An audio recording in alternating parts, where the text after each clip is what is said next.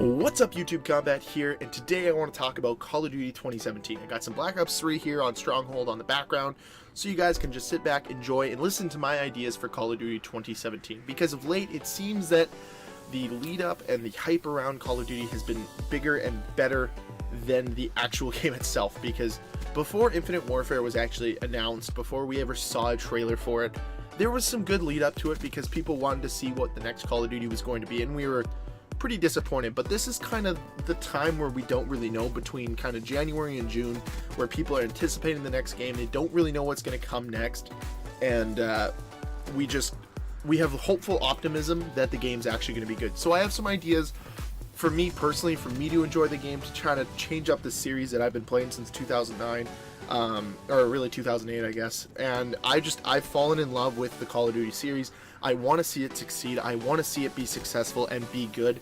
I want the community to be satisfied, and I think that we can do it with Call of Duty 2017. I think Sledgehammer Games has a very good opportunity to be able to do it. So let's talk about what I would like to see and my ideas for Call of Duty 2017. Now, like I said earlier, I've been playing the series since 2008. My first game was Call of Duty 4.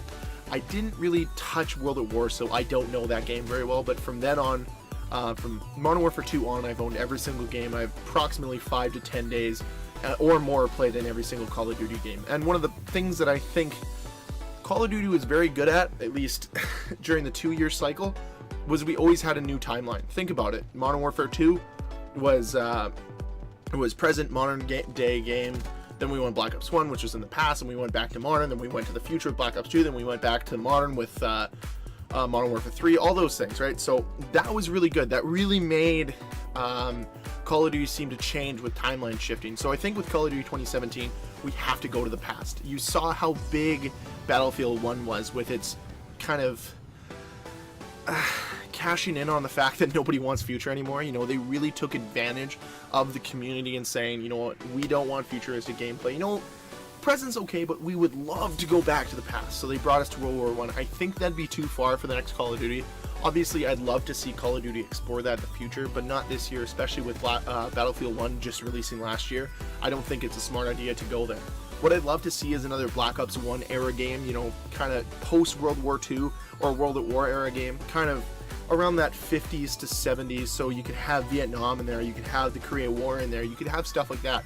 Or you could just like make up something yourself and have some other timeline in there as well, some fight that never happened, but make it matter. And as long as it's in that timeline, I don't want to see anything modern either. I think modern's been done to death over the last few years. I want to see more past games. I want to see games that reflect how brutal the 50s to 80s kind of were for fighting in wars and all that stuff. And I think that Call of Duty could really capitalize on bringing people back if they bring it back to kind of the roots of what the game was before, which was a gritty war shooter, not this futuristic shooter, because that's not where the fans came from. They didn't come from playing a futuristic game. They came from a gritty war game that I think Call of Duty did very well for a lot of years, and Sledgehammer has a very good opportunity to bring some fans back by putting the game in the past.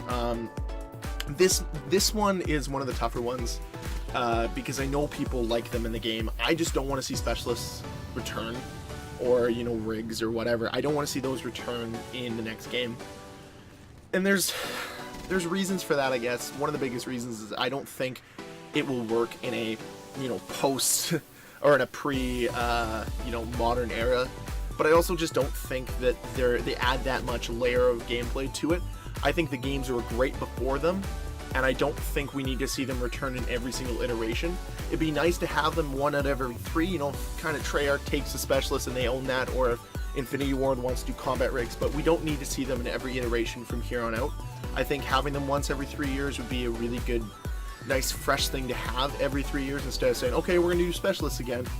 So I think Sledgehammer Games should not have specialist streaks in them. Just, I don't know, for me, or specialist characters, I guess, or combat rigs, just because I don't think they belong in the Sledgehammer game. The other thing I'd really love to see is going back to the basic perk system. The pick 10 system's great, but once again, we don't need it in every single iteration. It's a great addition, and I know it's there for competitive play, but you know what? Call of Duty was fine before with the old 3 perk system.